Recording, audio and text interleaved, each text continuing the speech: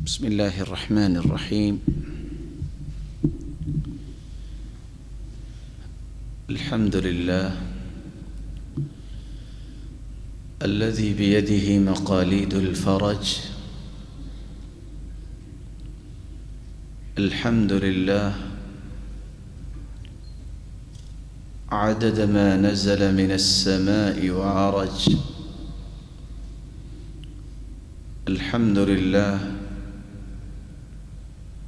عدد ما دخل الأرض وخرج. والصلاة والسلام على صاحب الجبين الأبلج المبعوث بأقوم دين وأعظم منهج،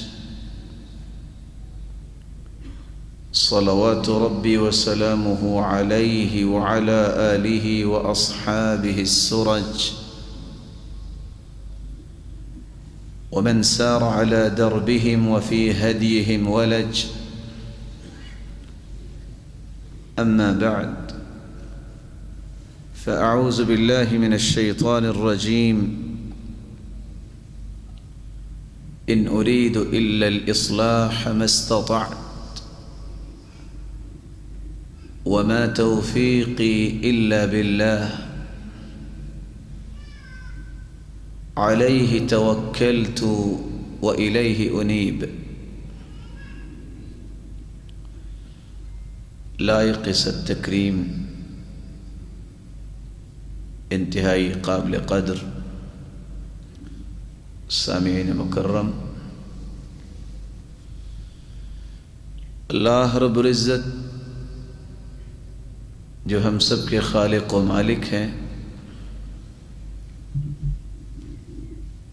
مالک الملک نے انسانیت کی تخلیق فرمائی،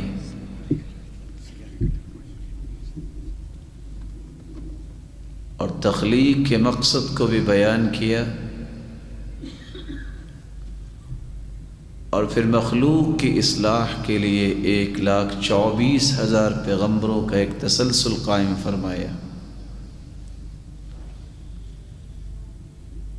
پیغمبروں کی بعثت کو بیان کرتے ہوئے اللہ تعالیٰ نے اس حقیقت کو پیش کیا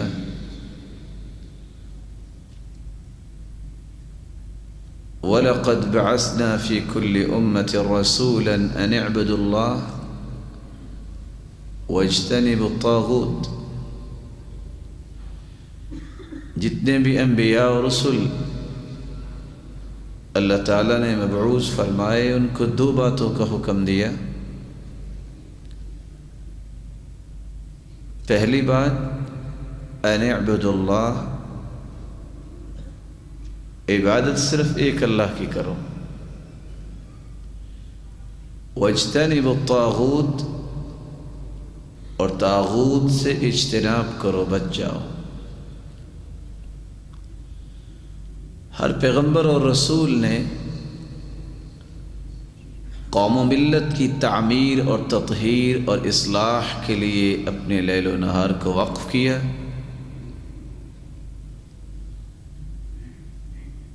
اصلاح معاشرہ، یہی وہ مقصد اول تھا جس کے لیے رسول اللہ صلی اللہ علیہ وسلم نے بھی اپنے زندگی کے ہر پہلو کو اللہ رب العزت کی رضا کے لیے لوگوں کو سمجھانے میں لگا دیا۔ قرآن مجید میں 3 ایسی مبارک جگہ ہیں جہاں اللہ رب العزت نے اصلاح کے اس مشن کی تعریف کی ہے۔ پہلی جگہ، گفتگو تو ہر انسان کرتا ہے، لیکن سب سے بہترین گفتگو وہ ہے جس کا مقصود اصلاح ہو۔ ارشاد ربانی ہے، لا خیر فی کثیر من نجواہم أمر بصدقة أو معروف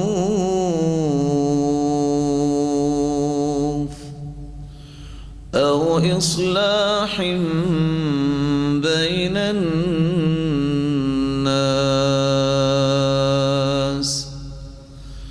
ومن يفعل ذلك ابتغاء مرضات الله فسوف نؤتيه أجرا عظيما. سب سے بہترین بات اس شخص کی ہے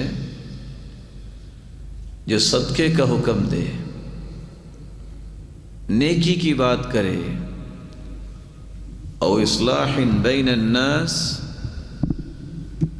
اور جو لوگوں کی اصلاح کی بات کرتا ہے. بلکہ اللہ رب العزت نے ایک دوسری جگہ فرمایا وَلَا تُفْسِدُوا فِي الْأَرْضِ بَعْدَ إِصْلَاحِهَا وَادْعُوهُ خَوْفًا وَطَمَعًا إِنَّ رَحْمَةَ اللَّهِ قَرِيبٌ مِّنَ الْمُحْسِنِينَ.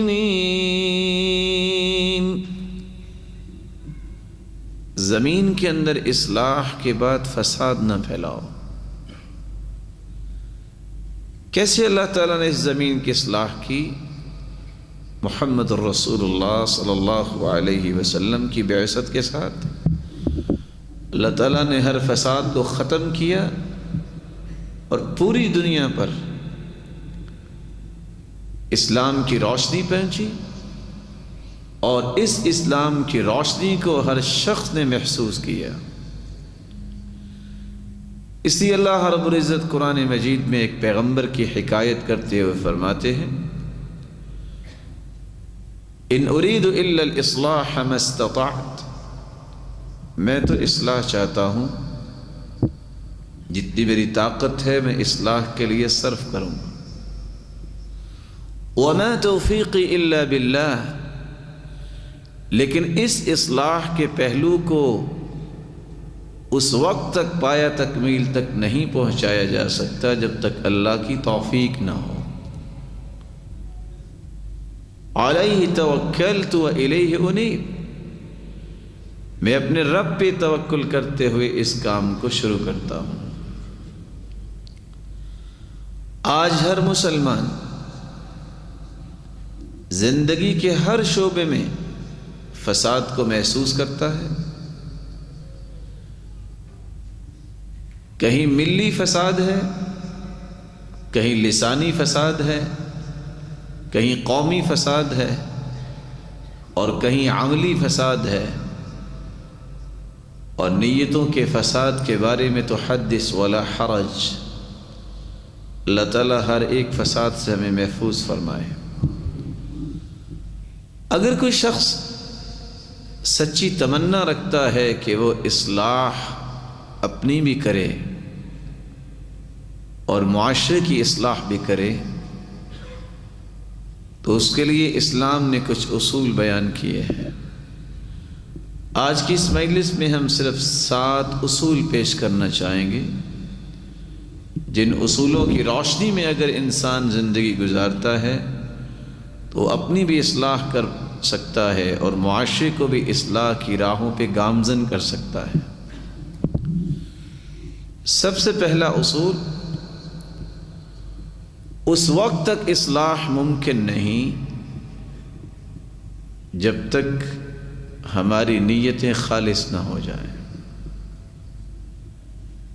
نیتوں کے اخلاص کا معنی یہ ہے میری زندگی کا ہر قول و عمل، میری سوچ اور میرا تصور، اس کا مقصد اللہ کی رضا ہو، اس کا مقصد اللہ کی خوشنودی ہو. میرے تصورات اور تخیلات پہ غلبہ ہو تو اللہ کی رضا کا ہو. نیت جب تک انسان کی خالص نہیں ہوتی اس وقت تک وہ زندگی میں سچائی کو اختیار کر ہی نہیں سکتا۔ ما صدق عبد قط فأحب الشہرہ، جو شہرت کا حریص ہوتا ہے زندگی بھر بھی وہ کوشش کرتا رہے، سچا انسان نہیں بن سکتا۔ ما اتقى اللہ عبد فأحب الشہرہ، پوری زندگی جتن کرتا رہے جس کے اندر ریاکاری ہے وہ کبھی متقی نہیں بن سکتا۔ اس لیے رسول اللہ صلی اللہ علیہ وسلم نے فرمایا تھا، انما ينصر الله هذه الامه بضعيفها بدعوتهم وصلاتهم واخلاصهم، اس امت کی مدد اللہ رب العزت اس وقت نازل فرمائیں گے جب ان کے اندر تین صلاحیتیں پیدا ہو جائیں گی۔ ان کی نیتیں خالص ہو جائیں، یہ نمازوں کے پابند بن جائیں، اور ان کے اندر ذوق اور شوق پیدا ہو جائے کہ ہم نے ایک دوسرے کو نیکی کی تلقین کرنی ہے، دعوت دینی ہے۔ رسول اللہ صلی اللہ علیہ وسلم نے اس لیے معاذ بن جبل رضی اللہ تعالی عنہ سے کہا تھا، اخلص دینک یکفیک القلیل من العمل، نیت کو خالص کر لو، تمہاری بخشش کے لیے تھوڑا عمل بھی کافی ہو جائے گا۔ معاشرے کی اصلاح کے لیے اللہ کی مدد کی ضرورت ہے، اس کی توفیق کی ضرورت ہے۔ جب تک انسان مخلص نہیں ہوتا، معاشرے کی اصلاح کی تڑپ اس کے سینے میں پیدا ہی نہیں ہوتی، اور جب تک انسان کی نیت خوبصورت نہیں بنتی، وہ معاشرے کے اندر خوبصورتی اور رونق پیدا کرنے کی صلاحیت ہی اپنے اندر پیدا نہیں کرتا۔ اس لیے رسول اللہ صلی اللہ علیہ وسلم نے صحابہ کرام کو یہ راز سمجھایا تھا، جب انسان کی نیت خالص ہو، جہاں عمل اللہ کے ہاں قابل قبول ہوتا ہے وہ عمل باعث برکت بھی بنتا ہے۔ ایک شخص کہتا ہے، لا تصدقن اللیلہ، آج رات میں صدقہ کروں گا۔ فخرج بصدقتی، صدقہ لے کے نکلتا ہے، فوضعها فی یدی زانیۃ، رات کی تاریکی میں ایک بدکار عورت کو صدقہ دے کے واپس آ جاتا ہے۔ فاصبح الناس يتحدثون تصدق على زانیہ، لوگوں نے باتیں کی، دیکھو رات کو کوئی آیا ہے اور بدکار عورت کو صدقہ دے کے چلا گیا۔ پھر وہ کہتا ہے، لا تصدقن اللیلہ، اللہ تو جانتا ہے تیری رضا کے لیے میں نے صدقہ کیا، آج رات میں پھر صدقہ کروں گا۔ فخرج بصدقته فوضعها في يد سارق، دوسری رات نکلا اور چور کو صدقہ دے کے واپس آ گیا۔ لوگوں نے پھر باتیں کی، پھر وہ کہتا ہے، لأتصدقن اللیلہ، آج رات میں پھر صدقہ کروں گا۔ فخرج بصدقته فوضعها في يد غنی، تیسری رات صدقہ لے کے نکلتا ہے، ایک امیر آدمی کو صدقہ دے کے واپس آ جاتا ہے، ہو سکتا ہے وہ چہل پہل کرے نکلا ہوا ہو۔ لوگوں نے پھر باتیں کی، وہ اللہ رب العزت نے جس کو خلوص نیت سے نوازا تھا وہ کیا کہتا ہے، اللہم لک الحمد علی الزانیہ وعلی سارق وعلی غنی، اللہ تو جس کو دلا دے، میں نے تو تیری رضا کے لیے دیا تھا، تو نے چور کو، زانیہ کو اور امیر کو دلا دیا۔ اللہ کی طرف سے دو جواب آئے جو حدیث بیان کر رہی ہے، اما صدقتک فقد قبلت، میرے بندے پریشانی کی بات نہیں، تینوں راتوں میں کیا گیا صدقہ تیرا قبول ہو چکا ہے۔ وَلَعَلَّ الزَّانِيَ تَسْتَعِفُ بِهَا عَنْ زِنَاهَا، یہ بدکار عورت کچھ کھاتی ہوگی روزانہ، لیکن تیرے خلوص سے پیش کیے گئے مال کو جب اس نے استعمال کیا تو زندگی کی برائیوں سے وہ توبہ تائب ہو گئی۔ وَلَعَلَّ السَّارِقُ يَسْتَعِفُ بِهَا عَنْ سَرِقَتِهِ، تھا تو چور، کچھ تو کھاتا ہوگا، لیکن آج تیرا مال جب اس نے استعمال کیا ہے زندگی کی چوریوں سے توبہ طائب ہو گیا۔ وَلَعَلَّ الْغَنِيُّ يَعْتَبِرُ فَيُنْفِقُ مِمَّا آتَاهُ اللَّهُ، یہ تھا تو غنی لیکن بخیل تھا، تیرے مال کو استعمال کرنے سے اس کا بخل ختم ہو گیا ہے، یہ بھی اللہ کی راہ میں خرچ کرنے والا بن گیا۔ صحیح مسلم کی یہ روایت بہت بڑا سبق ہے۔ آج کتنے لوگ جب ان کی نیت میں خلل آتا ہے وہ کہتے ہیں کس کو دیں، کوئی نیک نظر ہی نہیں آتا، کوئی دیانت دار ہے ہی نہیں۔ ہو سکتا ہے کہنے والے کی بات درست بھی ہو، لیکن اس حدیث کی روشنی میں کبھی سوچا تو کرے، دیانت دار کوئی اگر نہیں ہے تم تو دیانت دار ہو نا، تیرے مال کو تو اللہ تعالیٰ قبول کرے گا نا، اس کی برکت تو معاشرے میں آئے گی نا۔ نیت جب تک خالص نہیں معاشرے کا فساد ختم نہیں ہو سکتا، اس کی اصلاح نہیں ہو سکتی، اور معاشرے کے اندر رہنے والے تمام افراد کا ہر عمل اس وقت تک فساد سے بچ ہی نہیں سکتا جب تک اس کی نیت نہ خالص ہو۔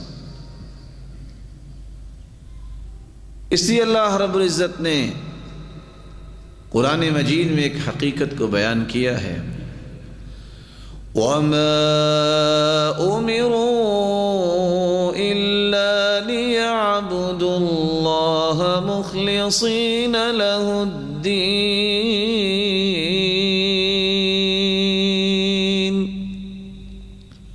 انبیاء کو حکم یہ تھا، جن کا اللہ رب العزت کے ساتھ تعلق مضبوط، ان کو حکم یہ ہے۔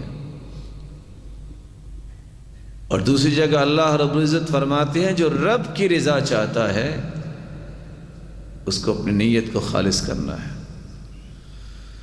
فَمَن كَانَ يَرْجُو لِقَاءَ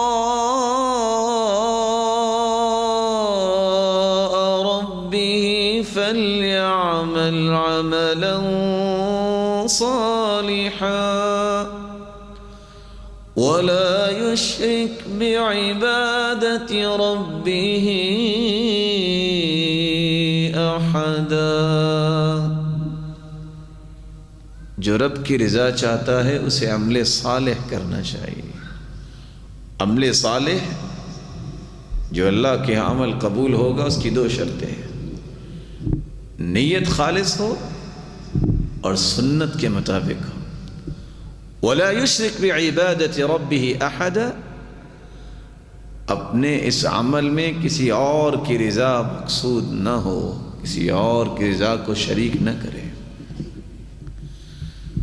دوسرا اصول جس سے انسان معاشرے کے اندر اصلاح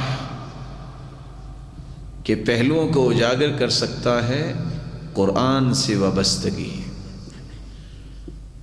قرآن دستور حیات ہے، جب تک قرآن سے وابستگی نہیں ہوگی فساد دور نہیں ہو سکتا۔ اللہ رب العزت نے اس لیے قرآن کے 3 وصف بیان کیے۔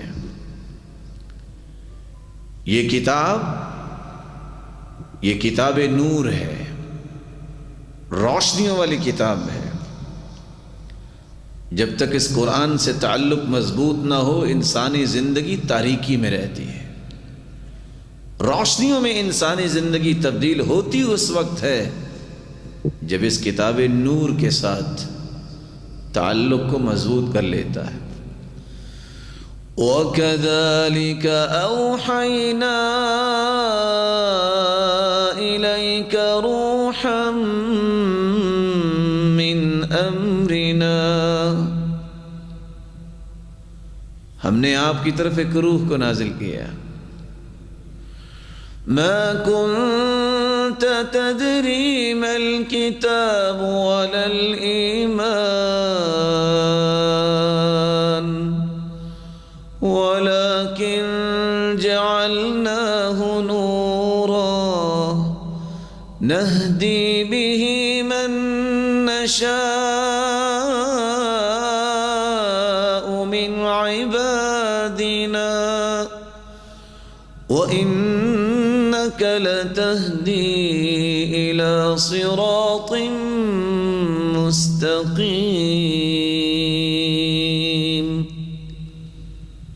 ایمانیات کے متعلق، کتاب کے متعلق کچھ بھی علم نہیں تھا.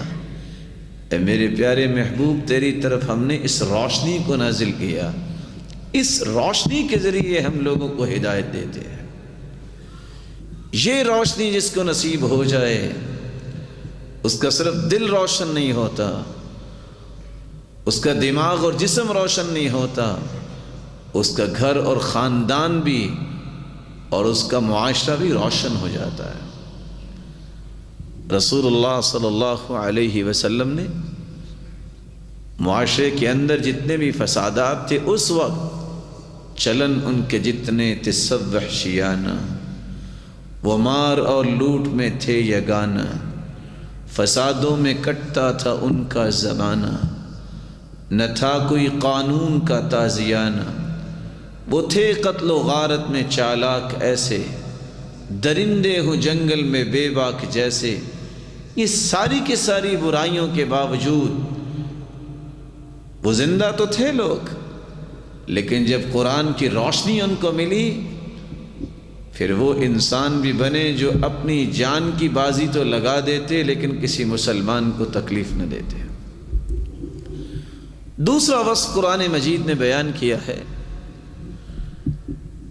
اصلاح اس وقت ہوتی ہے جب انسان کے اندر یہ تمیز پیدا ہو کہ یہ حق ہے، یہ باطل ہے، یہ غلط ہے، یہ صحیح ہے. یہ تمیز انسان کو حاصل اس وقت ہوتی ہے جب وہ قرآن پڑھتا ہے، اس کے معنی، اس کے مفاہیم اور مدعا کو سمجھتا ہے. جب تک قرآن نہیں پڑھتا اس کو حق و باطل کی تمیز ہی نہیں ہوتی. تبارک الذی نزل الفرقان على عبده لیکون للعالمین نذیرا. بابرکت ہے وہ ذات جس نے قرآن کو فرقان بنایا، حق اور باطل کے درمیان فرق کرنے والی کتاب. جب تک یہ فرق نہیں ہوگا اصلاح کیسے ہوگی؟ اور معاشرے میں آج سب سے بڑا مسئلہ یہ ہے، فساد کرنے والا بھی کہتا ہے میں اصلاح کر رہا ہوں، فسادیوں کو تیار کرنے والا بھی کہتا ہے میں تو دین کا بہت بڑا سمجھدار ہوں. یہ تمیز قرآن دے گا فساد کیا ہے اور اصلاح کیا ہے. معاشرے کے اندر فسادات ختم ہوں گے اور اصلاح آئے گی تب جب برکتیں آئیں گی. اور اللہ تعالیٰ نے اس کتاب کو جہاں نوشتہ ہدایت کہا ہے وہاں اس کتاب کو کتاب مبارک بھی کہا ہے.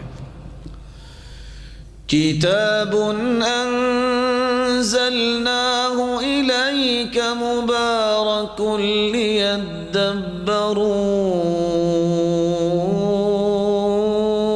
آیاتہ ولیتذکر اولو الالباب.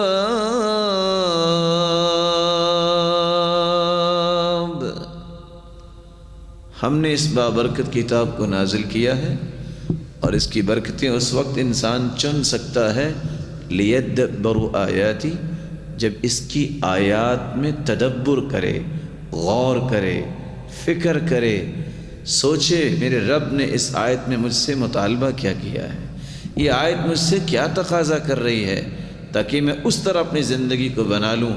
اور عثمان رضی اللہ تعالیٰ عنہ اس لیے کہا کرتے تھے كان اذا تعلم احد منا 10 آیات لم يجاوزهن حتى يعرف معانيهن والعمل بهن. صحابہ کرام کی عادت تھی جب 10 آیتیں پڑھ لیتے جب تک اس کے معانی کو نہ سمجھ لیتے، اس کے مطابق عمل نہ کر لیتے، 11ویں آیت نہیں پڑھتے تھے.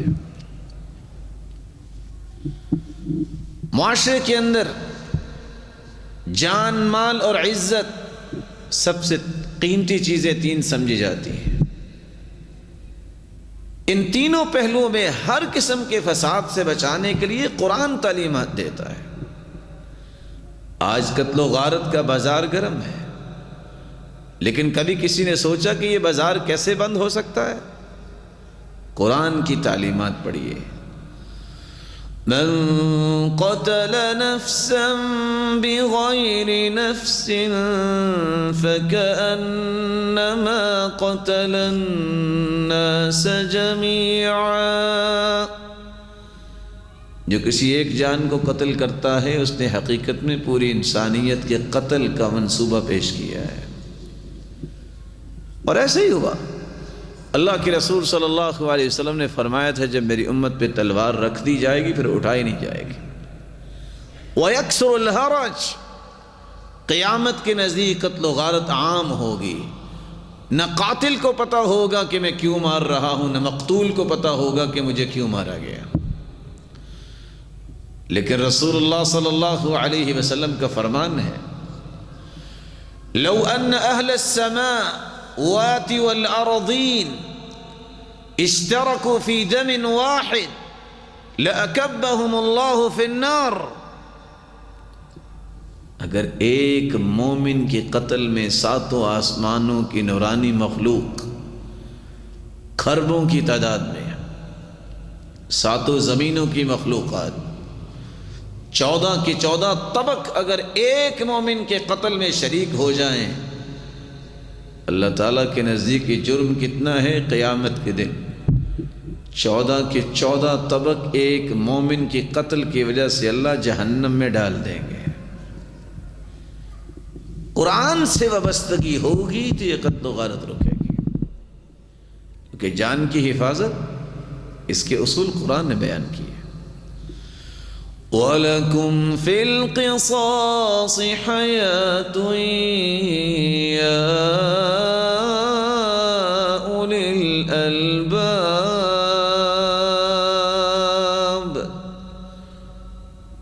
اے عقل والو، قصاص میں اللہ نے تمہارے لیے زندگی رکھی ہے۔ آج قصاص کی بات آئے تو کہا جاتا ہے یہ ظلم ہے۔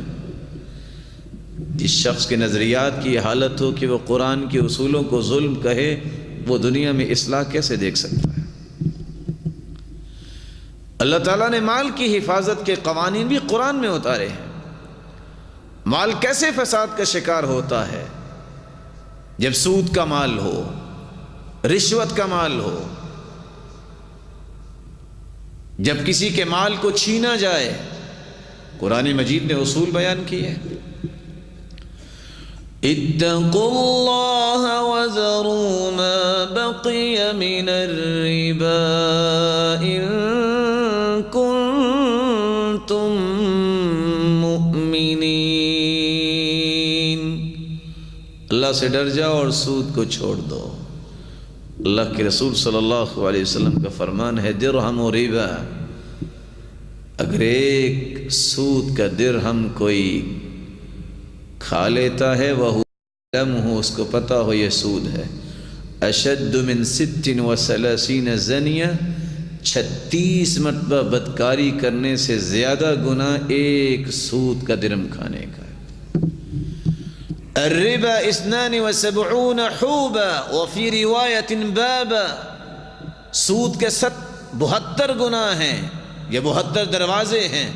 ادناها اتیان الرجل امہ، سب سے کم سود کا گناہ اتنا ہے کہ کوئی اپنی ماں سے بدکاری کرتا ہے۔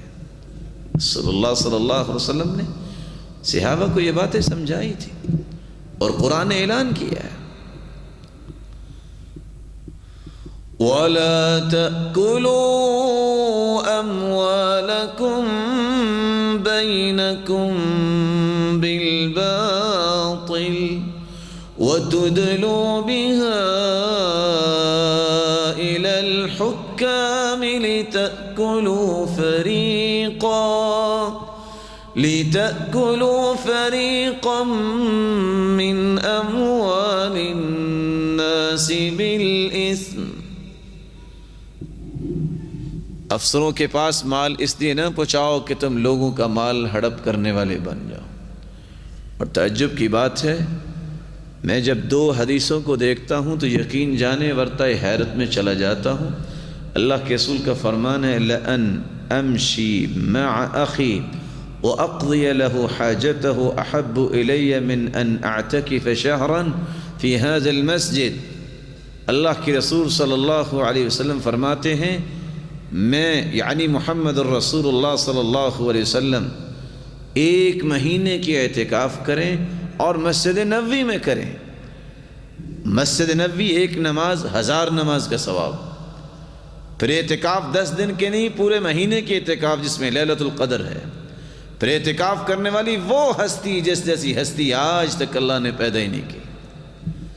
تینوں کام، لیکن فرمایا اس کام سے زیادہ پسند مجھے وہ کام ہے کہ میں کسی مسلمان کی جائز ضرورت کو پورا کرنے کے لیے اس کے ساتھ جاؤں اور اس کی ضرورت کو پورا کر دوں۔ اور آج اگر کوئی کسی کا کام کر دیتا ہے تو فٹ سے کہتا ہے میری شرینی کہاں ہے، میری مٹھائی کہاں ہے۔ من شفع لأخیہ شفاعہ، جو شخص کسی شخص کی سفارش کرتا ہے اور اس کی ضرورت کو پورا کرتا ہے، اس کا کام ہو جاتا ہے، اگر اس کو کوئی مٹھائی دی جاتی ہے اس سفارش کی وجہ سے فہو عین الربا، یہ خالص سود ہے۔ دیانتداری سے بتائیے کون سا ایسا آفس رہ گیا ہے کہ جہاں یہ چیز موجود نہیں ہے۔ کس طرح مال کی حفاظت ہو، کس طرح اس کی اصلاح ہو، سود کا دورہ ہے۔ اور لوگ کس انداز سے مال کو، مسلمانوں کے مال کو ہڑپ کرنے کے لیے کون کون سے انداز اختیار کرتے ہیں، اس کی کون سی بات ہے؟ یہ تو یتیم بچہ ہے، میرے ریونیو آفیسر سے بڑے تعلقات ہیں، گئے اور 4 ٹکے لگائے اور اپنے نام زمین کر لی۔ کاش اس مسکین کو، فکری مسکین کو 5 حدیثیں یاد ہوں۔ جو شخص دنیا کے اندر ظلم کرتا ہے مسکینوں کے ساتھ، یتیموں کے ساتھ، من ظلم قید شبر من الارض، میں ایک کالونی کی بات نہیں کر رہا، میں 1 ایکڑ کی بات نہیں کر رہا، میں 1 کنال کے گھر کی بات نہیں کر رہا، میں 10 مرلے کے مکان کی بات نہیں کر رہا۔ من ظلم قید شبر من الارض، جو 1 بالش زمین ظلم سے ہتھیا لیتا ہے اس کا حق نہیں ہے، 5 سزائیں اس کو سہنا پڑیں گی۔ پہلی سزا، قیامت کو اللہ فرمائیں گے 7 زمینوں کی مٹی کھودو۔ دوسری سزا، اس مٹی کو اپنے کندھے پہ اٹھاؤ۔ تیسری سزا، فَهُوَ يَطُوفُ بِهِ الْمَحْشَرَ، پورے محشر کا چکر لگاؤ جب تک کہ لوگوں کا حساب نہیں ہو جاتا، حَتَّى يُقْضَى بَيْنَ النَّاسِ۔ چوتھی سزا، طُوِقَهُ مِنْ 7 أَرَاضِينَ، 7 زمینوں کا طوق بنا کے اس کے گلے میں ڈال دیا جائے گا۔ 5ویں سزا، اِذْ يَخْسِفُ اللَّهُ بِهِ الْأَرْضِ، 7 زمینوں کے نیچے اللہ اسے دھنسا دیں گے۔ ان الذين يأكلون اموال اليتامى ظلما انما يأكلون في بطونهم نارا وسيصلون سعيرا۔ یتیموں کا جو مال کھاتے ہیں وہ شاید سمجھتے کہ ہاٹلنگ کرتے ہیں ہم، تو یہ چکن کے پیسز جا رہے ہیں ہمارے گلے میں، نہیں، یہ آگ کی انگارے اپنے پیٹ میں ڈال رہے ہیں، اور ایک وقت آنے والا ہے اگر وہ توبہ نہ کی انہوں نے تو خود بھی آگ کا انگارہ بن جائیں گے۔ جان اور مال کے بعد عزت کی حفاظت کا اصول بھی قرآن دیتا ہے، لیکن مصیبت یہ ہے کہ قرآن سے جب تعلق نہیں بنے گا تو اصلاح کیسے ہوگی؟ کس طرح انسان کی عزت کے بارے میں قرآن نے اصول دیا ہے۔ والذین یرمون المحصنات الغافلات المؤمنات لعنوا فی الدنیا والآخرہ، جو کسی پاک دامن عورت، بھولی بالی عورت کسی پاک دامن مرد پہ کوئی تہمت لگا دے، دو سزائیں ہیں، ایک تو 80 کوڑے اس کو لگائے جائیں، اس کے پاس گواہی نہیں، اور دوسرا دنیا اور آخرت میں اللہ کی رحمت سے دھتکارا ہوا ہے، ملعون ہے۔ لعنوا فی الدنیا والآخرہ، اور لعنت کیا ہے؟ الطرد من رحمت اللہ، اللہ کی رحمت سے محروم ہے۔ تو دوسرا اصول معاشرے کی اصلاح کے لیے، جب تک میں اور آپ قرآن نہیں پڑھیں گے، ان کے مفاہیم کو نہیں سمجھیں گے، اصلاح کی یہ تمنا پورا نہیں ہو سکتی، اصلاح کی یہ خواہش ہم اپنی آنکھوں سے پوری ہوتے نہیں دیکھ سکتے۔ تیسرا اصول جس کے بارے میں قرآن مجید ہمیں بیان کرتا ہے، توحید کو جب تک خالص نہیں کیا جائے گا، معاشرے میں اصلاح نہیں ہوگی، فساد ہوگا، امن نہیں آئے گا، بدامنی آئے گی۔ لو كان فيهما آلهة إلا الله لفسدتا، کتنا واضح فرمان ہے، ایک ہی خالق ایک ہی مالک ہے، اگر زیادہ الہ ہوتے تو دنیا میں فساد ہو جاتا۔ معاشرے کے اندر بھی فساد اس لیے ہے، 1 کلومیٹر کا فاصلہ آپ طے کرتے ہیں اپنے ممالک میں، تو 1 کلومیٹر کے اندر شرک کے کتنے اڈے نظر آتے ہیں، کس طرح اللہ تعالیٰ کی کبریائی پہ ڈاکے ڈالے جا رہے ہیں، کس طرح اللہ تعالیٰ کی وحدانیت کو تار تار کرنے کی کوشش کی جا رہی ہے۔ اور اللہ رب العزت کا وعدہ کیا ہے؟ الذین آمنوا ولم يلبسوا ایمانہم بظلم اولئک لہم الامن وہم مہتدون۔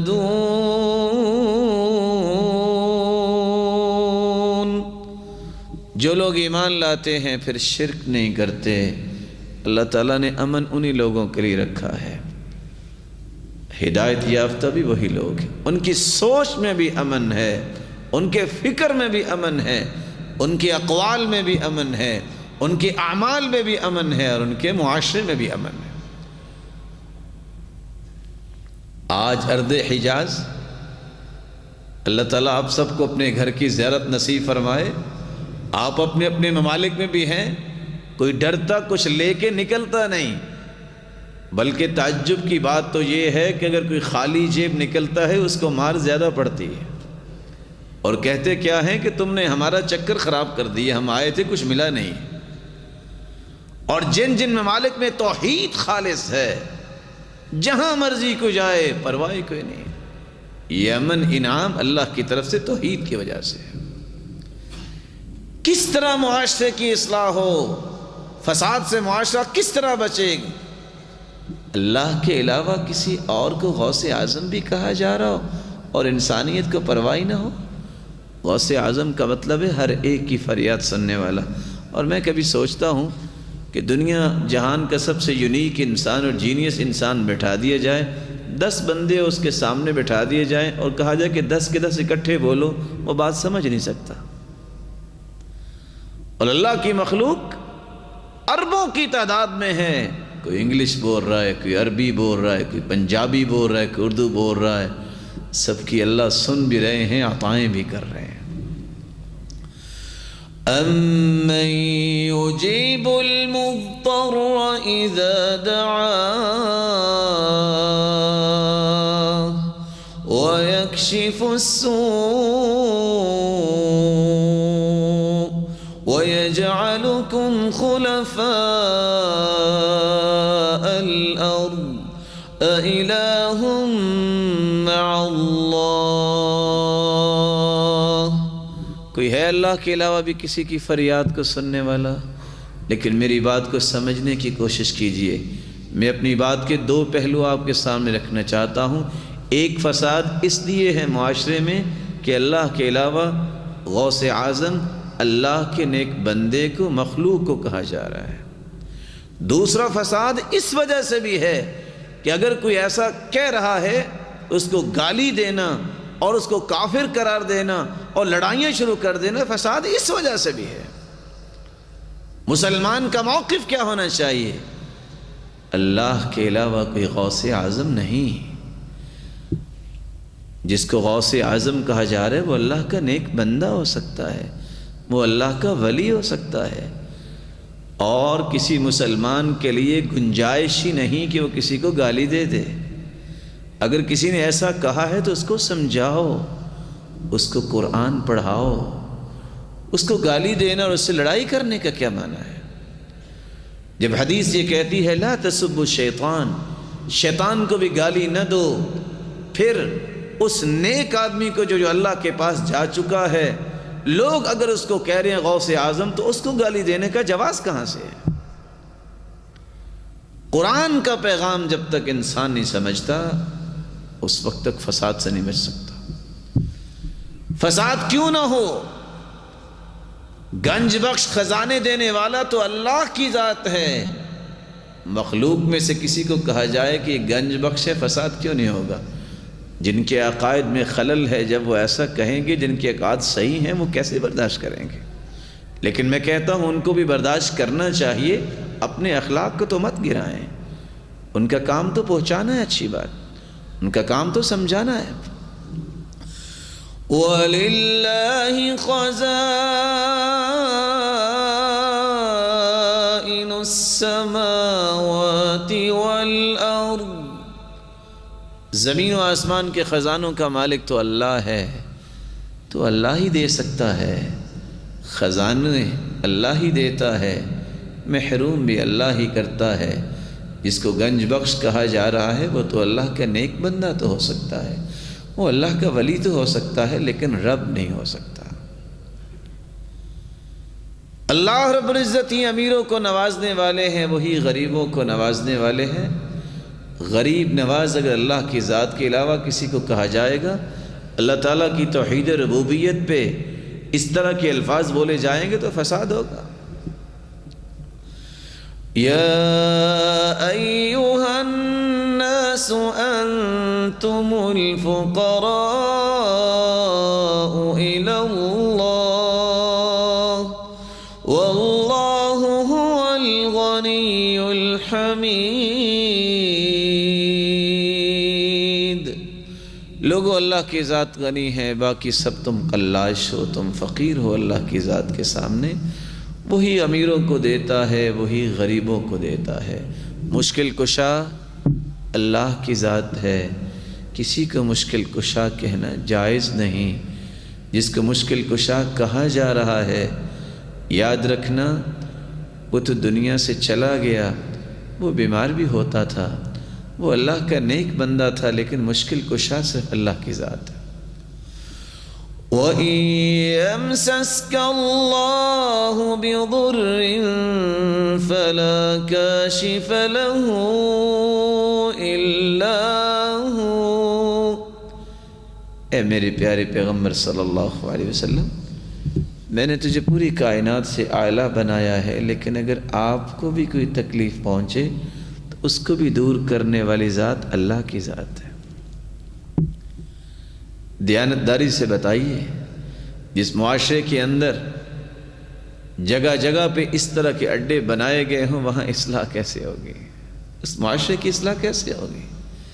جس نے اپنے رب کو ناراض کر لیا ہے وہ رحمتوں کا نزول کیسے فرمائے گا؟ توحید کو جب تک خالص نہیں کیا جائے گا اس وقت تک اصلاح نہیں ہو سکتی، معاشرے کی فساد ہوگا۔ کچھ زبانیں بولتی ہیں کہ اللہ تعالیٰ کی صفات ہی کوئی نہیں ہے، کچھ کہتی ہیں اللہ تعالیٰ کی صفات تو ہیں لیکن انسانوں جیسی ہیں، کچھ لوگوں کے نظریات بن گئے ہیں کہ اللہ تعالیٰ ہر چیز میں ہی ہے، اور ان مسکینوں کو پتہ ہی نہیں ہے کہ اللہ تعالیٰ کی توہین ہم کر رہے ہیں۔ کچھ کہتے ہیں کہ اللہ تعالیٰ ہر چیز میں ہی آگے ہیں، اور قرآن مجید میں ایک نہیں 7 آیتیں اللہ نے نازل کی ہیں۔ الرحمن علی العرش استوى، اللہ کی ذات جو ہے وہ عرش پر مستوی ہے، اس کا علم اور قدرت کائنات کے ذرے ذرے میں ہے۔ اور امام ابو حنیفہ رحمۃ اللہ علیہ کہا کرتے تھے من انکر ان اللہ فی السماء فقد کفر، جو شخص اس بات کا انکار کرتا ہے کہ اللہ بذاتی ہی مستوی علی العرش نہیں، اس نے تو کفر کیا ہے۔ اور ساتھ یہ آیت پڑھا کرتے تھے الرحمن علی العرش استوى۔ نہ جانے انسانیت کس طرف چل نکلی ہے اور کون ہے یہ سبق پڑھانے والا جس سبق کے نتیجے میں اللہ کی رحمتوں سے انسان محروم ہو جاتا ہے۔ چوتھا اصول جس سے اصلاح ہو سکتی ہے معاشرے کی، اللہ تعالیٰ نے حجاز کے معاشرے کی اصلاح کی تو اس ہستی کو مبعوث فرمایا محمد الرسول اللہ صلی اللہ علیہ وسلم۔ ان کی اداؤں کو اختیار کیا جائے۔ جس طرح وہ ذات کے اعتبار سے بے مثال ہیں، وہ بات کے اعتبار سے بھی بے مثال ہیں، وہ عمل کے اعتبار سے بھی بے مثال ہیں۔ جب تک اللہ کے رسول صلی اللہ علیہ وسلم کی اتباع نہیں ہوگی، ان کی اطاعت نہیں ہوگی، ان کے طریقے کے مطابق عبادت نہیں ہوگی، ان کے طریقے کے مطابق زندگی کے معاملات کو نہیں چلایا جائے گا، اصلاح نہیں ہو سکتی۔ اللہ کے رسول صلی اللہ علیہ وسلم نے عبادت کا جتنا طریقہ ہے سب سے پہلے اپنے پیغمبر کو سمجھایا، اور اس پیغمبر کے بارے میں قرآن نے 3 فیصلے دیے ہیں۔ کاش وہ 3 فیصلے سمجھ میں آ جائیں، فساد ختم ہو جائے گا۔ پہلا فیصلہ وَمَا كَانَ لِمُؤْمِنٍ وَلَا مُؤْمِنَةٍ إِذَا قَضَى اللَّهُ وَرَسُولُهُ أَمْرًا أَن يَكُونَ لَهُمُ الْخِيَرَةُ مِنْ أَمْرِهِمْ۔ کسی مومن مرد کے لیے جائز ہی نہیں ہے، کسی مومن عورت کے لیے جائز ہی نہیں ہے جب اللہ کا فیصلہ قرآن کی شکل میں آ جائے، اللہ کے رسول کا فیصلہ حدیث کی شکل میں آ جائے، پھر وہ اپنی مرضی کے مطابق کام کرے، پھر اپنی رائے کو مقدم کرے، پھر وہ کسی رائے کو ترجیح دے، یہ کسی مسلمان کے لیے جائز نہیں۔ اور جو ایسا کرتا ہے ساتھ اس کا نتیجہ بتایا وَمَن يَعْصِ اللَّهَ وَرَسُولَهُ فَقَدْ ضَلَّ ضَلَالًا مُبِينًا۔ جس نے اپنی رائے کو اختیار کیا، اللہ اور اس کے رسول کے فیصلے کو نہیں مانا، اس نے حقیقت میں گمراہی اختیار کی، اور ایسی گمراہی جو بالکل واضح گمراہی ہے، اس سے بڑا دنیا میں کوئی گمراہ نہیں ہے۔ دوسرا فیصلہ، اللہ تعالیٰ نے قرآن مجید میں 3 جگہ پہ اپنی کبریائی کی قسم اٹھائی ہے۔ آج ہر شخص سابقے لاحقے لگا کے اپنے نام کو کتنا لمبا کر لیتا ہے، لیکن اللہ رب العزت کیا فرماتے ہیں؟ فَلَا وَرَبِّكَ لَا يُؤْمِنُونَ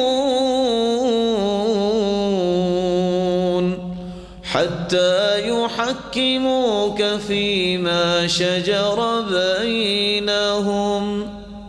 اے میرے پیارے محبوب صلی اللہ علیہ وسلم، تیرے رب کی قسم، یعنی مجھے میری کبریائی کی قسم، میرے تقدس اور جلالت کی قسم، جب تک تیری بات کو دنیا والے حرف اخیر نہ سمجھ لیں، حتمی بات نہ سمجھ لیں، اٹل فیصلہ نہ سمجھ لیں، مجھے میری کبریائی کی قسم یہ میرے نزدیک مومن ہی نہیں ہے۔ قرآن کی آیت ہے، اس کو کم از کم 3 مرتبہ تو زندگی میں پڑھ لینا اکیلے بیٹھ کے میرے معزز اور پیارے بھائیوں۔ اللہ تعالیٰ نے کیا فرما دیا؟ وہ مومن ہی نہیں ہے،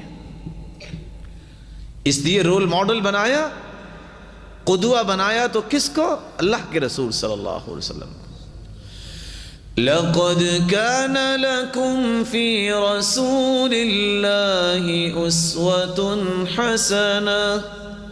نمونہ کون سی ذات ہے؟ وہ اللہ کے رسول کی ذات ہے۔ یہاں رک کے میں چند گزارشیں کروں گا بڑے ہی ادب کے ساتھ، احترام کے ساتھ، اور اپنی بات میں آپ کو شامل کرنا چاہوں گا۔ جس شخص کا یہ دعویٰ ہے کہ معاشرے کے اندر اصلاح ہونی چاہیے، میری اصلاح ہونی چاہیے، آپ کی اصلاح ہونی چاہیے، اور اللہ کے رسول صلی اللہ علیہ وسلم کو وہ اپنے لیے نمونہ نہیں سمجھتا، کیا وہ اپنے دعوے میں سچا ہے؟ صحیح بخاری قرآن مجید کے بعد سب سے اوتھینٹک کتاب ہے، صحیح مسلم سب سے اوتھینٹک کتاب ہے، اور پوری امت اسلامیہ کا اجماع ہے۔ رسول اللہ صلی اللہ علیہ وسلم جب نماز کے لیے کھڑے ہوتے تو کیا کرتے؟ کان اذا قام الى الصلاة کبر۔ اللہ کے رسول صلی اللہ علیہ وسلم جب نماز کے لیے کھڑے ہوتے تو اللہ اکبر کہتے، ورفع یدیہ حذو منکبیہ۔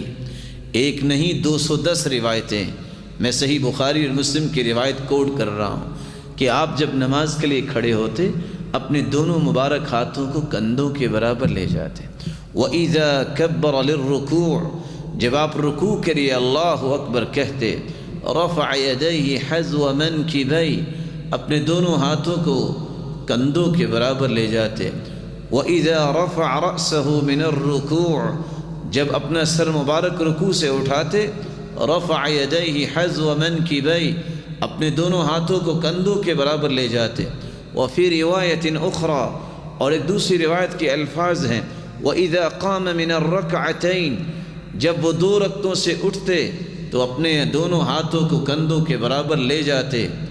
دیانتداری سے بتائیے، جو شخص نماز پڑھتا ہے، اللہ کے گھر میں بھی آ گیا ہے، اللہ نے اس کو پسند بھی کر لیا ہے، یہاں بھی آ کے اگر وہ اللہ کے رسول کی ادا کے مطابق اپنی ادا نہیں بناتا، وہ اپنی عبادت کو کل کو شرف قبولیت سے نوازنے کے لیے کون سی دلیل پیش کرے گا؟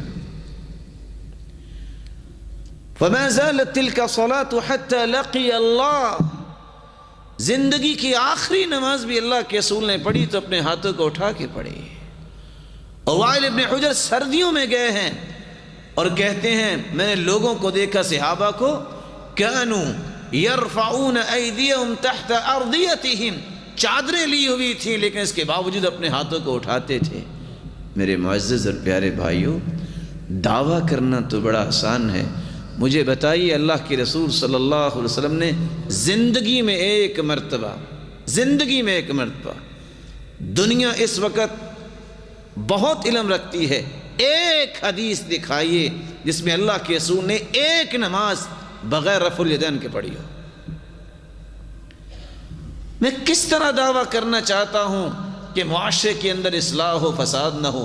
فساد تو ہوگا جس معاشرے کو اللہ کے رسول کی ذات مقدم نہیں ہے، جس معاشرے کو اللہ کے رسول کی ادا پسند نہیں ہے، اس معاشرے پہ اللہ کی رحمت کا نزول کیسے ہوگا؟ ایک مرتبہ پھر سنیے،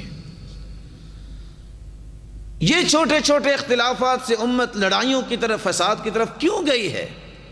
اس لیے کہ انہوں نے صحیح علم کی طرف توجہ نہیں دی۔ ایک کہتا ہے آپ نے مسح کرنا ہے تو آدھے سر کا مسح کر لے تو کافی ہے، دوسرا گالی دینا شروع کر دیتا ہے، یہ مومنوں کے کام ہے۔ دوسرا کہتا ہے اگر سر کا تہائی حصہ اس پہ پانی لگ جائے تو مسح ہو جائے گا، دوسرا لڑائی شروع کر دیتا ہے۔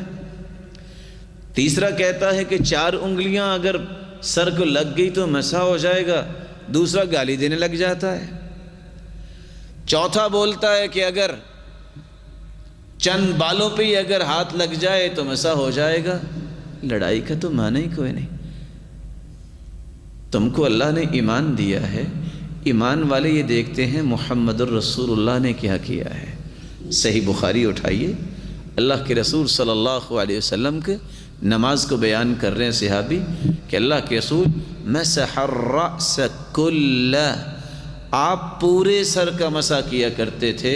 جو آدھے سر کا کہنے والا ہے، جو تہائی سر کا کہنے والا ہے، اس کو گالی دینے کی ضرورت نہیں، اس سے گزارش کیجئے کہ آپ جو کہہ رہے ہیں میرے بھائی آپ بھول گئے ہیں، اللہ کے رسول تو پورے سر کا مسح کرتے تھے۔ بدأ بمقدم رأسی، اپنے دونوں مبارک ہاتھوں کو سر کے سامنے لاتے، ثم ذهب بهما الى قفاه، پھر گدی تک لے جاتے، ثم ردهما الى المكان الذي بدأ منه، پھر واپس وہاں لاتے جہاں سے آپ نے اپنے ہاتھوں کو پانی لگا کے شروع کیا ہوتا تھا۔ اختلاف کی ضرورت ہی نہیں ہے۔ ایک رومال میں اختلاف ہو جائے کہ 4 میٹر ہے کہ 5 میٹر، تو اس کا مطلب ہے کہ ہم گتھا ہو جائیں، کہ ہم ایک دوسرے کو گالیاں دیں؟ نہیں میرے بھائی، اس کی پیمائش کر لیں۔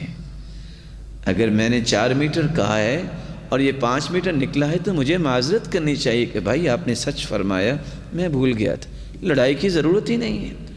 جب تک معاشرے کا ہر فرد رسول اللہ صلی اللہ علیہ وسلم کو اپنی زندگی کا رول ماڈل نہیں بنائے گا، اصلاح نہیں ہوگی۔ اور یاد رکھنا، آج فساد کا نام بھی اصلاح بن گیا، اور لفظ کیا بولے جاتے ہیں؟ اچھا فلاں کوئی تھوڑا پڑا ہے، اچھا تم اس کی توہین کر رہے ہو۔ نہیں، ہم توہین کرنے کو جائز نہیں سمجھتے، لیکن ہم یہ کہتے ہیں کہیں اپنے پیارے کی توہین سے بچتے بچتے محمد مصطفیٰ کی توہین نہ کر بیٹھیے گا۔ ابو بکر صدیق جیسا انسان اللہ تعالیٰ نے اس امت میں نہیں پیدا کیا، لیکن عبداللہ بن عباس نے جب یہ سنا تھا کہ ایک شخص نے کہا، جب اس کو حدیث سنائی گئی، کہا ابو بکر صدیق رضی اللہ تعالیٰ عنہ تو یہ کہہ رہے تھے، تو عبداللہ بن عباس نے فرمایا تھا، خشیت ان تنزل علیکم حجارۃ من السماء، میں تمہیں اللہ کے رسول کا فرمان پیش کر رہا ہوں، تم ابو بکر صدیق رضی اللہ تعالیٰ عنہ کی بات ان کے مقابلے میں پیش کر رہے ہو، مجھے خوف آ رہا ہے کہیں تم پہ پتھروں کی بارش نہ ہو جائے۔ ابو بکر سے بھی کوئی بڑا ہے دنیا میں؟ جب تک رسول اللہ صلی اللہ علیہ وسلم کے فیصلے کو حتمی فیصلہ نہیں سمجھا جائے گا، معاشرے کی اصلاح نہیں ہوگی۔ یہ تمام کے تمام فسادات کے پلندے جو مسلمانوں کے سامنے ہیں، اس کی بنیاد یہ ہے، ہر شخص کہتا ہے جو میں کہہ رہا ہوں وہ ٹھیک ہے۔ کہو جو اللہ کے رسول نے فرمایا وہی ٹھیک ہے، جو قرآن نے فرمایا وہ ٹھیک ہے۔ میں اور آپ حق نہیں، حق ہے تو قرآن اور حدیث ہے۔ میری اور آپ کی بات حق اس وقت ہوگی جب کتاب و سنت کے موافق ہوگی۔ اس لیے رسول اللہ صلی اللہ علیہ وسلم نے فرمایا، ترکت فیکم امرین لن تضلوا ما تمسکتم بہما کتاب اللہ و سنت رسولی، میں تم میں 2 چیزیں چھوڑ کے جا رہا ہوں، ایک اللہ کی کتاب ہے، ایک اس کے رسول کی سنت ہے، جب تک اس کو تھامے رکھو گے گمراہ نہیں ہوگے۔ اس سے پتہ چلا کہ اگر اس کو چھوڑ دیا، دونوں میں سے ایک کو چھوڑ دیا یا دونوں کو چھوڑ دیا، کبھی گمراہی سے معاشرہ نہیں بچ سکتا۔ 5واں اصول جس سے معاشرے کی اصلاح ہو سکتی ہے، اپنی رائے، اپنی سوچ، اپنے عمل میں عدل پیدا کیجیے۔ آج میری محبت کی بنیاد ہے عقیدت، یہ محبت درست نہیں ہے۔ میری محبت کی بنیاد قرآن و سنت کے دلائل ہونے چاہیے۔ آج میری نفرت بن گئی ہے بغض، کہ مجھے جو بندہ پسند نہیں ہے میں اسے نفرت کرتا ہوں، یہ اصول غلط ہے۔ نفرت کی بنیاد یہ ہو کہ قرآن و سنت کی مخالفت اس نے کی، قرآن و سنت کے دلائل ہیں۔ صحابہ کرام کی زندگیوں کی چند جھلکیاں سنیے۔ جب دین ان کے سینوں میں آ گیا تھا تو پھر انہوں نے پرواہ نہیں کی، ماں سے بڑھ کے کون ہے؟ لیکن سعد رضی اللہ تعالی عنہ کو ماں نے کہا تھا، بیٹا دین چھوڑ دو، میں کھانا چھوڑ دوں گی اور اسی طرح بھوکی مر جاؤں گی، لوگ تجھے عار دلائیں گے، یا قاتل امی، ماں کے قاتل، لوگوں کی عار سننا چاہتے ہو تو ٹھیک ہے، میں تو بھوک ہڑتال کر رہی ہوں۔ جب کہ ماں نہیں مان رہی، کہا اماں جان میں دین نہیں چھوڑ سکتا۔ جب دیکھا کہ ماں نے کھانا چھوڑ دیا، پھر سعد اٹھے اور جا کے کیا کہتے ہیں، یا اماں، او میری ماں، لو ان لک 100 نفس، میری ماں تجھے اللہ نے 1 جان سے نوازا ہے، اگر تجھے 100 جانیں بھی مل جائیں، تخرج امامی نفسا نفسا، ایک ایک کر کے 100 کی 100 جانیں میری آنکھوں کے سامنے نکل جائیں، میں برداشت کر لوں گا، میں دین نہیں چھوڑ سکتا۔ ماں سے بڑھ کے کون سی نعمت ہے؟ عبداللہ بن ابی بن سلول رئیس المنافقین، ان کا بیٹا مسلمان تھا، اس نے کہا تھا لَيُخْرِجَنَّ الْأَعَزُّ مِنْهَا الْأَذَلُ، نعوذ باللہ من ذالک، ہم مدینے جائیں گے تو ذلیلوں کو نکال دیں گے، ہم عزت والے ہیں۔ اشارہ اس کا کیا تھا؟ صحابہ کی طرف اور اللہ کے رسول کی طرف۔ بیٹا مدینے کے باہر کھڑا ہو گیا، تلوار نکالی، کہا میرے ابا مانو تم ذلیل ہو، محمد مصطفیٰ عزت والے ہیں، اور اجازت مانگی۔ اللہ کے رسول مجھے اجازت دیں میں اس کی گردن اتار کے آپ کے قدموں میں ڈھیر کر دوں۔ آپ نے کہا نہیں، باپ کی پرواہ نہیں کی۔ اللہ کے رسول نے عدل خود سکھایا، لو ان فاطمہ بنت محمد سرقت لقطعت یدها، اگر میری بیٹی بھی فاطمہ بھی چوری کرتی تو میں اس کا بھی ہاتھ کاٹ دیتا۔ جب تک معاشرے کے اندر عدل نہیں آئے گا، سوچ میں عدل، اقوال میں عدل، اعمال میں عدل، اس وقت تک معاشرے کی اصلاح نہیں ہو سکتی۔ آج ہوتا کیا ہے؟ جب میرے تعلق والے نے کوئی غلطی کی، میں اس کی حفاظت کے دلائل گھڑنے شروع کر دیتا ہوں۔ جب میرے مخالف نے کوئی بات کی، میں دنیا جہان کا برا اس کو ثابت کرنے کے دلائل دیتا ہوں۔ مسلمان کا یہ رویہ نہیں ہونا چاہیے۔ اگر کسی کی ذاتی غلطی ہے تو پردہ ڈالو، اس کو اکیلے کو سمجھاؤ۔ اگر کسی کی ملی غلطی ہے تو پھر تو باور کروانا ہی پڑتا ہے۔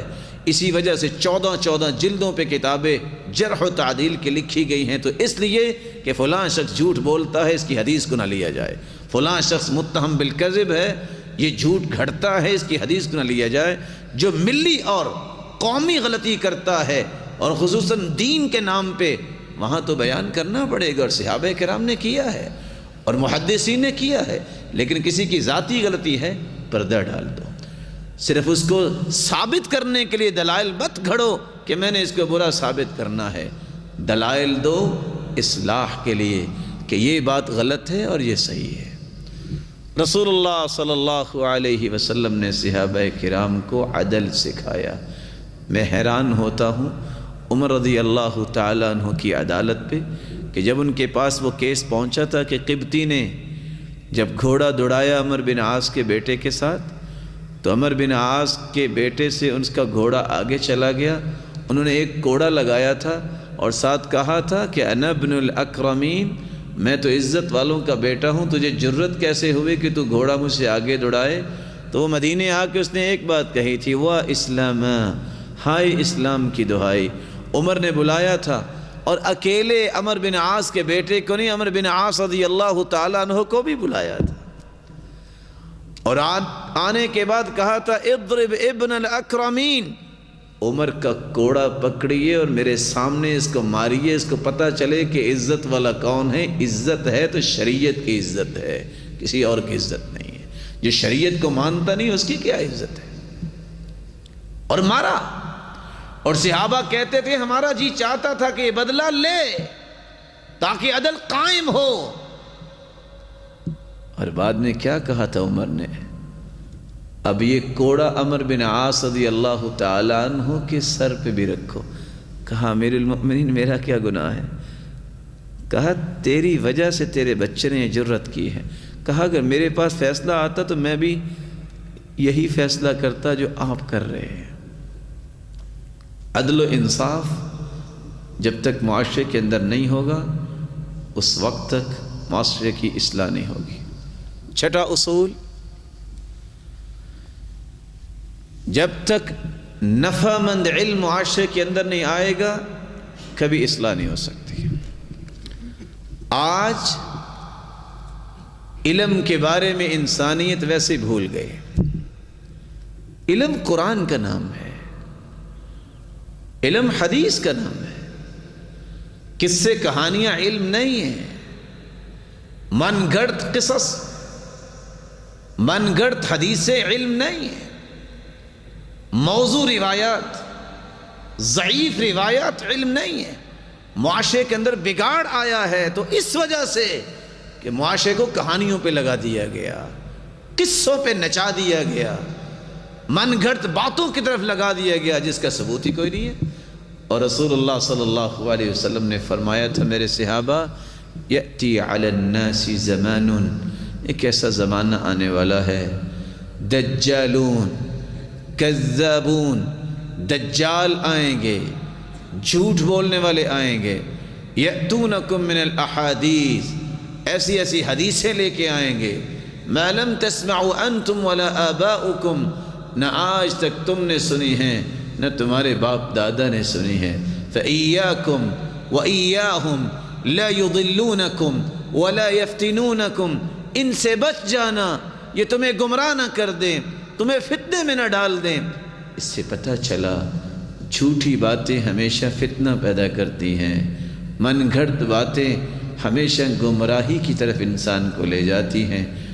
میں آپ سے ایک چھوٹا سا سوال کر کے بات کو آگے چلاؤں گا۔ آپ تو اللہ کے گھر میں بیٹھے ہیں نا سارے، آپ کو برداشت ہے کہ آپ کو کہا جائے کہ آپ منافق ہیں؟ بولے، جواب دیجئے۔ اور اگر کوئی صحابہ کو منافق کہہ دے آپ کو پسند ہے؟ جب یہ کہا جاتا ہے کہ صحابہ کرام اپنی بغلوں میں بت چھپا کے آ جاتے تھے اس لیے وہ رفع الیدین کرتے تھے، اس سے بڑا کوئی جھوٹ دنیا میں ہے؟ مجھے ذرا بتاؤ تو صحیح کہ بت کیسے تھے ایلفی کے ساتھ جڑنے والے کہ جو پہلی مرتبہ انسان کانوں سے بھی اوپر آج بھی لے جاتا ہے، جس کی کوئی روایت نہیں ہے، جب پہلی مرتبہ اٹھائے تو پھر بت نہیں گرتے تو دوسری تیسری مرتبہ اٹھانے سے گر جاتے ہیں۔ کبھی کسی نے سوچا کہ یہ صحابہ کی شان میں گستاخی کرنے کی کتنی بڑی بات ہے؟ کبھی سوچا کسی نے کہ صحابہ جو اشارہ ابرو پہ جان چھڑکنے کے لیے تیار تھے، ان کے بارے میں یہ سوچنا کہ وہ بت لے کے آتے تھے؟ میرا اور آپ کا ایمان برداشت کرتا ہے؟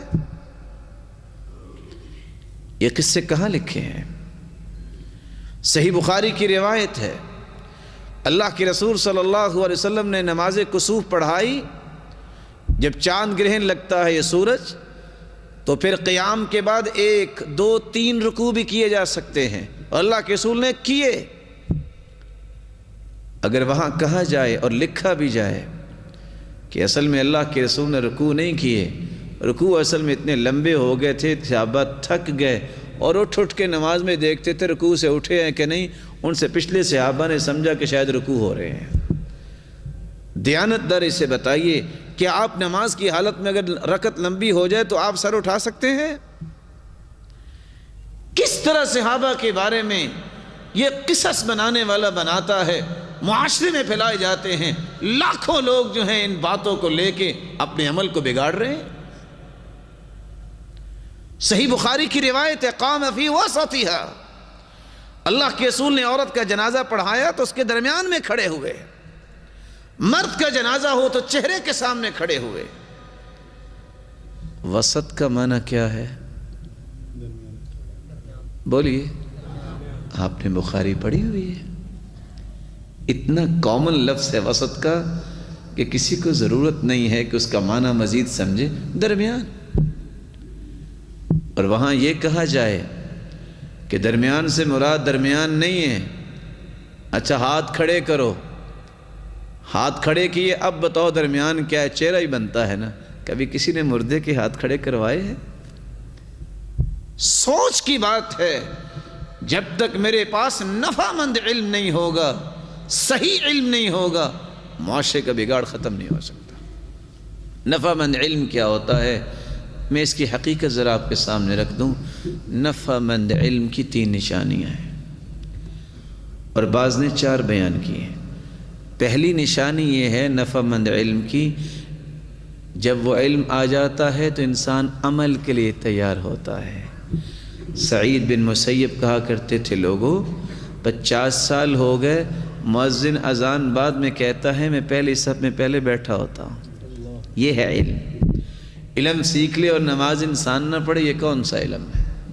اور آپ نے کبھی سوچا کہ اگر 18 کروڑ مسلمان ایک ملک میں رہتے ہوں تو آپ کہہ سکتے ہیں کہ 8 کروڑ نمازی ہیں؟ کہہ سکتے ہیں آپ؟ کہاں سے معاشرے کی اصلاح ہو؟ مسلمانوں کو یہ تو پتہ ہے کہ چوری جرم ہے، یہ تو پتہ ہے کہ بدکاری جرم ہے، جھوٹ بولنا جرم ہے، لیکن نماز چھوڑنا ان سب جرموں سے بڑا جرم ہے۔ رسول اللہ صلی اللہ علیہ وسلم نے جو صحابہ کو علم سکھایا اس کے ساتھ عمل سکھایا۔ نفع مند علم کی یہ نشانی ہے۔ نفع مند علم کی دوسری نشانی، انسان کے اندر اللہ کا خوف پیدا ہوتا ہے، خشیت پیدا ہوتی ہے۔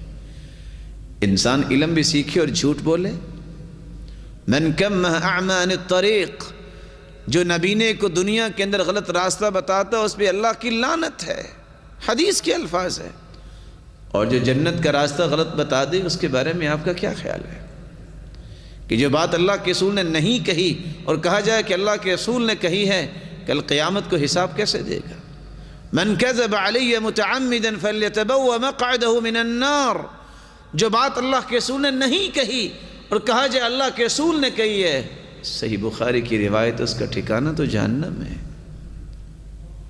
خشیت الہی جب تک نہیں، نفع مند علم نہیں۔ نفع مند علم سے اللہ کا خوف پیدا ہوتا ہے، وہ دنیا کو غلط راستہ نہیں بتاتا، وہ دنیا کے ساتھ فراڈ نہیں کرتا، وہ دھوکے نہیں دیتا، وہ جھوٹ نہیں بولتا، وہ علمی خیانت نہیں کرتا، وہ مالی خیانت نہیں کرتا، وہ منصب اور عہدے کی خیانت نہیں کرتا۔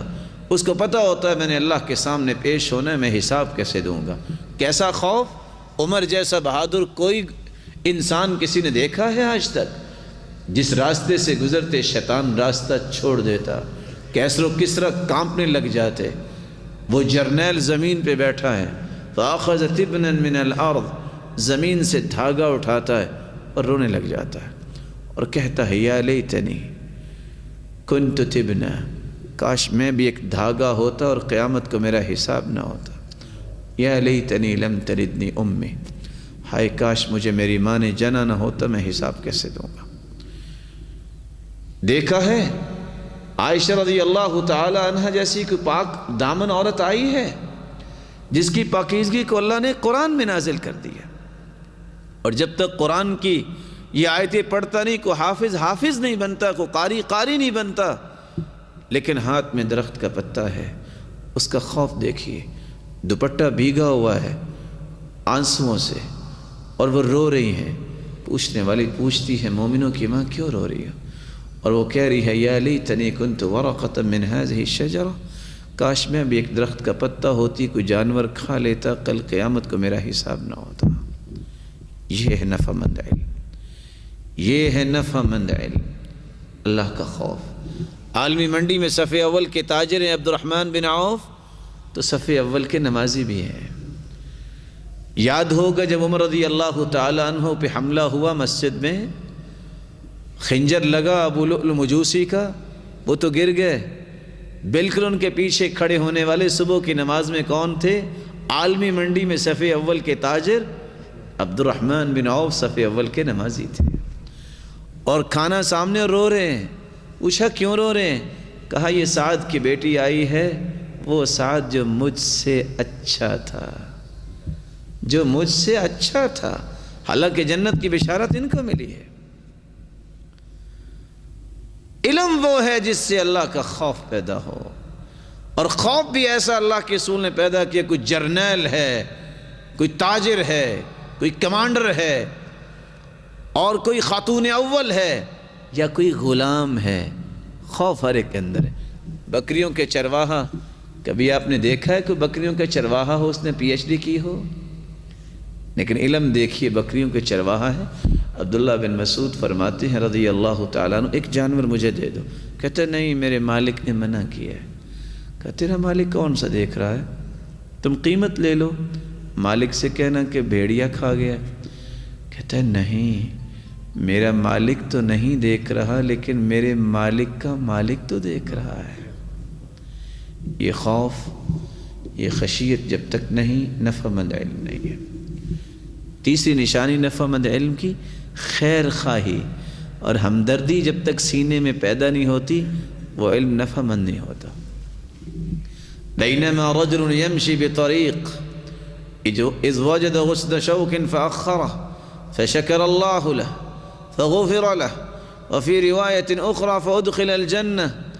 راستے میں جا رہا ہے، کانٹے نظر آئے، راستہ صاف کر دیا، کس لیے؟ میرے مسلمان بھائی کو تکلیف نہ ہو۔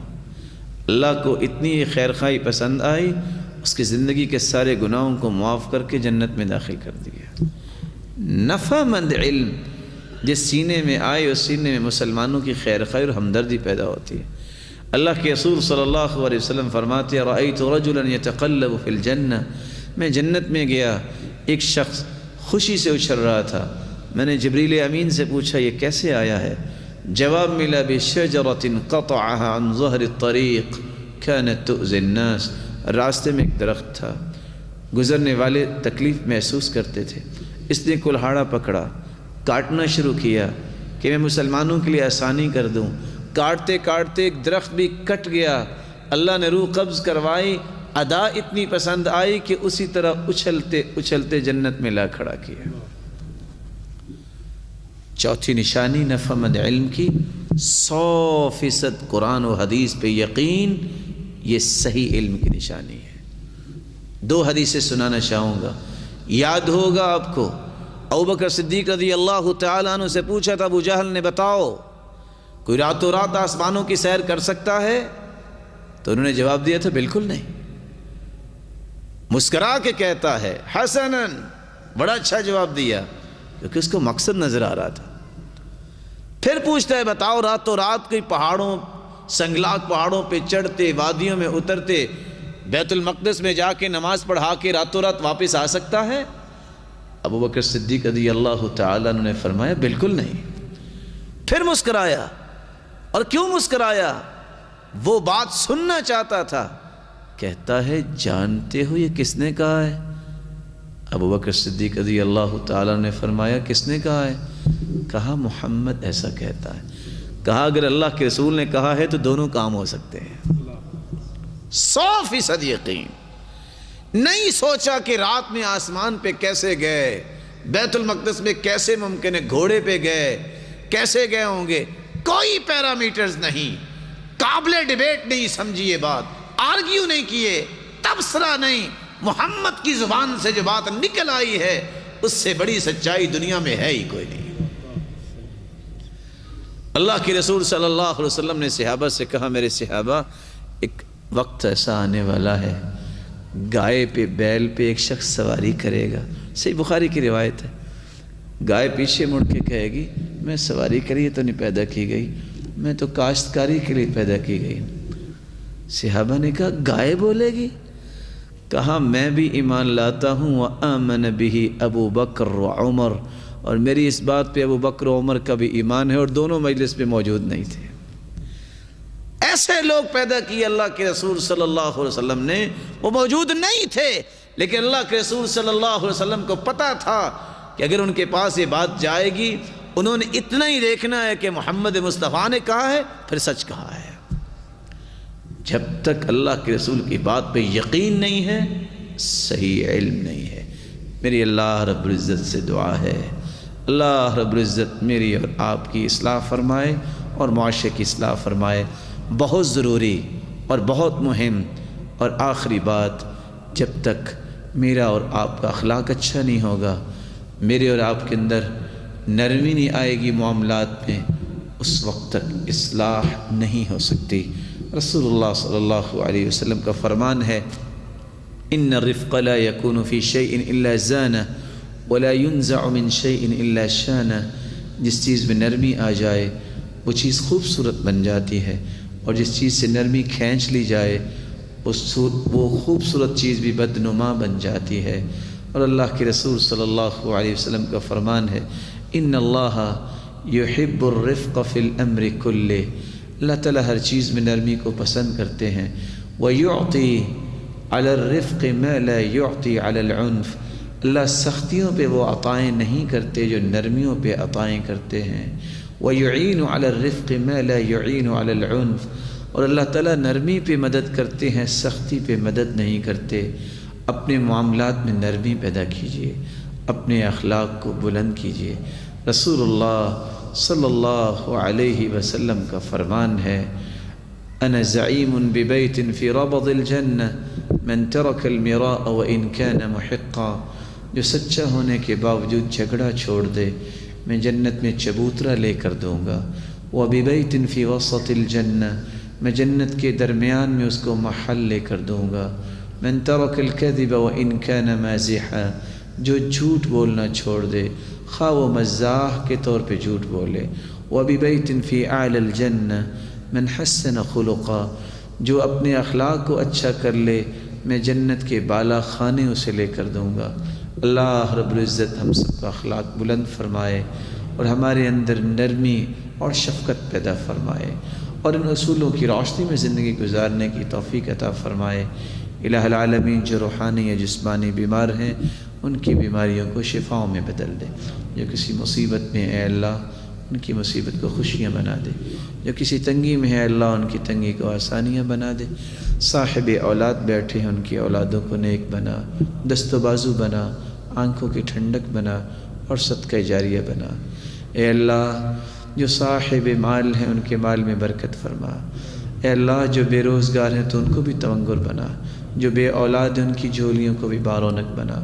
مقروض کی غیبی خزانوں سے مدد فرما، جس طرح تیرے گھر میں آج جمع ہیں اے اللہ سب کو جنت الفردوس میں جمع فرما، اپنے محبوب کے رفاقت نصیب فرما اور اپنے دیدار کا مستحق بنا۔ وآخر دعوانا الحمد للہ رب العالمین۔